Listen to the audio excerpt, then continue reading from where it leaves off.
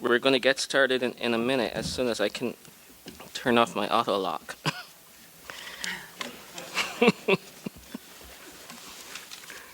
Okay.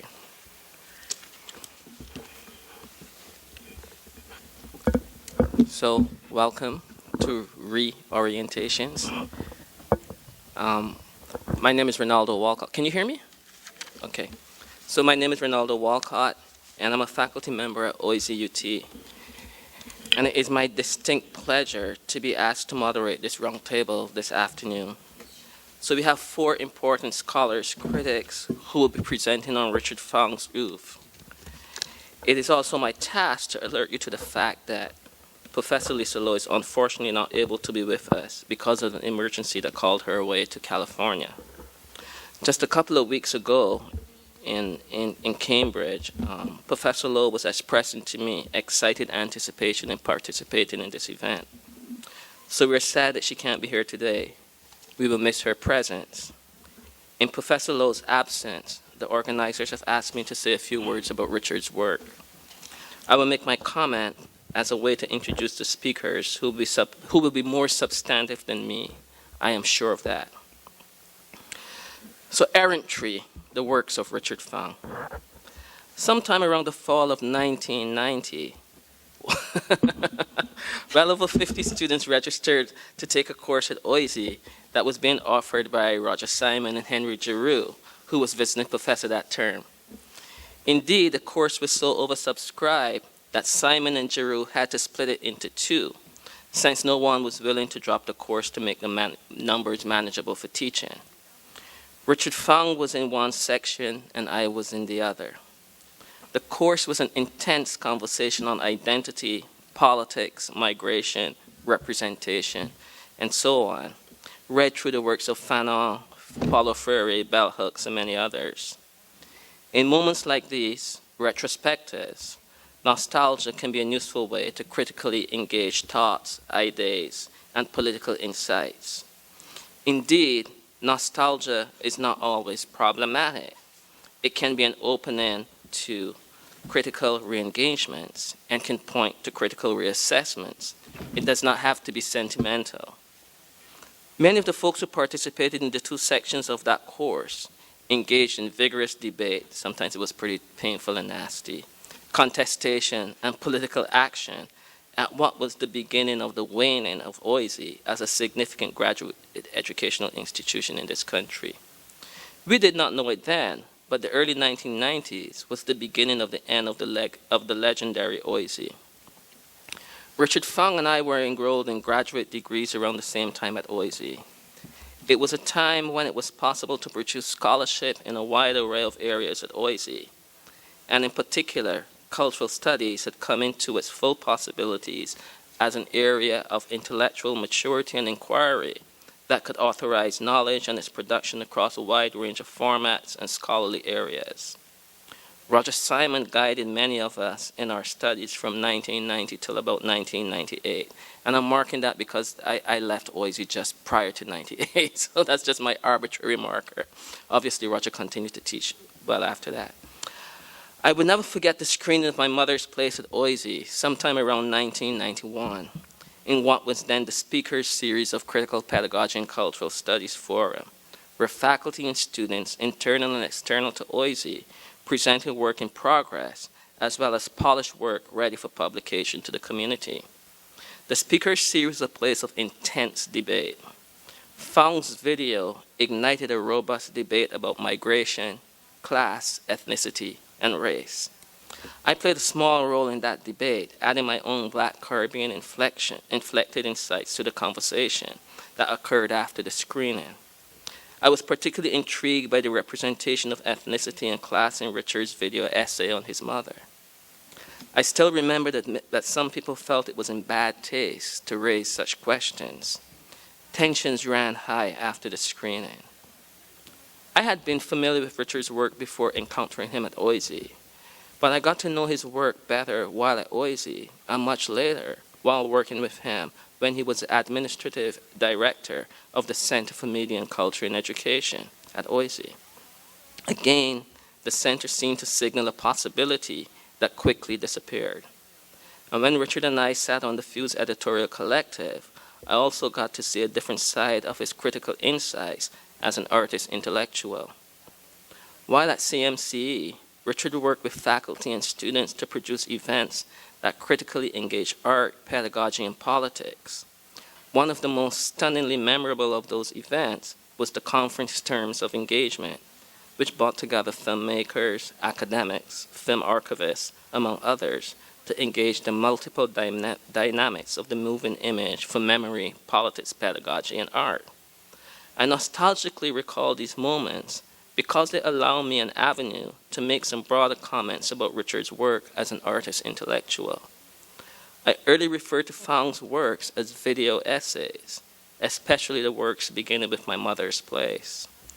Video essay is a term I borrowed from Ursula Beeman, and both Richard and I attended a conference that Ursula had organized on the video essay in Zurich sometime around 2002.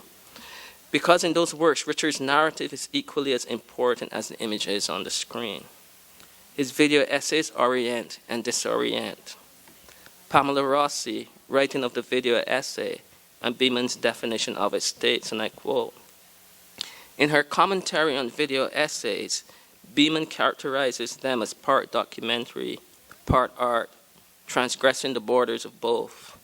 In a documentary tradition, they engage reality, but their gaze is subjective, disassociative, and theoretically situated in post-colonial situations of diaspora, migration, and ambivalent experiences of nation, borders, and belonging. Likewise, as art, video essays concern more than aesthetics, since they are socially involved and explicitly political. Richard Fung's video essays exhibit a profound kind of rooted errantry, as the late Edward Glisson would put it. Indeed, I have been consistently struck by how Fung's video essays seem to always return to the Caribbean, more specifically Trinidad and Tobago, and nonetheless to seamlessly navigate the globe in a way that never eschews the nation, but does not make any significant claim on it either, whether it's Trinidad or Canada. There's a profound diasporicity in his work. But it is precisely the ways in which Trinidad and Tobago appears to fashion a certain kind of sensibility in Fung's work, a kind of roving around, a restlessness, but not one of chivalry, meant to save something or someone, that is most fascinating about his work for me. In fact, Fung's roving around is more tuned to a witnessing, a remembering, an ethical accounting, a reckoning with our multiple and conflicting inheritances, than an attempt to render transparent modes of belonging that are neither singular nor multiple. Indeed, Fung's contribution is like an ellipsis. The invitation is to continue onto and into conversation, not to define nor conclude or sum up. I see such engagements and practices most clearly in video essays like Seeing the Blood, Uncomfortable, and Tao. Nonetheless, in reviewing Richard's work for this event, I was struck by how profoundly Caribbean his work is too. By that, I mean that Fung's work fits well within the mobility of a certain Caribbean intellectual tradition, a tradition that seeks to acknowledge a complicated inheritance, and a tradition that is restless, that roves across ideas, places, roots, and roots. Such an inheritance is represented in Richard's work by a certain errantry that involves a search for a language with which to express cultural memory, to quote Laura U. Marks. Remaining in conversation with Marks, Fung's video's essays seem to both grieve and simultaneously excavate and reanimate the colonial violences, the absurdities as represented in a video like Islands of the Caribbean region, and that's modern Atlantic cultures and beyond, in a way to renew conversations that might provide a different lens on how our various intimacies are fashioned to invoke Professor Lisa Lowe in her absented presence. As an aside, I would say that Richard's work is suffused with a certain Caribbean humor as well, that gives it a certain intelligibility and another moment of intimacy, one of the region. Indeed, one of the aesthetic singularities of Fung's video essays is the ways in which he films or documents intimacy, bringing viewers into the otherwise privacy of lives that illuminate our collective experiences. Fung's autobiographical impulse comes to inform our collective cultural formation. Intimacy offers much more than private revelation in his works.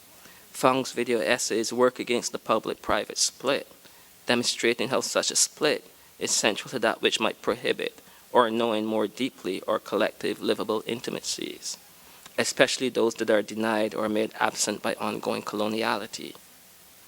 Even in Fung's early work, like Orientations, the aesthetic of intimacy is already present, or in a later video like School 5 made with Tim McCaskill, in which only the subject appears on the screen. Fung offers us intimacy that requires an ethical looking or viewing. Indeed, sometimes as a viewer of Fung's work, one can experience moments of discomfort, as if too much has been revealed. I certainly experienced this with Seeing the Blood.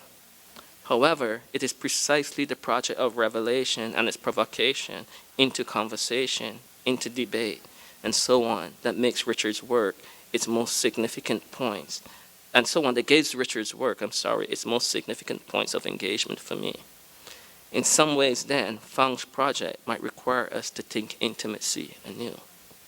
Finally, let me say, before I turn to introducing the speakers, that Fung's work traverses a wide expanse of artistic, critical, and intellectual terrain.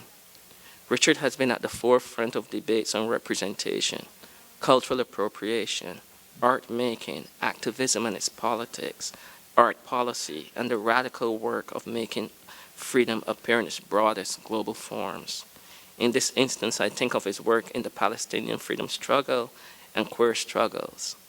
But his videos like Out of the Blue, Rex versus Singh, and Jihad point to the ongoing work with freedom and liberation as a consideration across all of Fung's work. As a queer artist, Fung's contributions continue to remind us that queer work exists beyond the intimacy of sexual identity, desire, and/or bedrooms.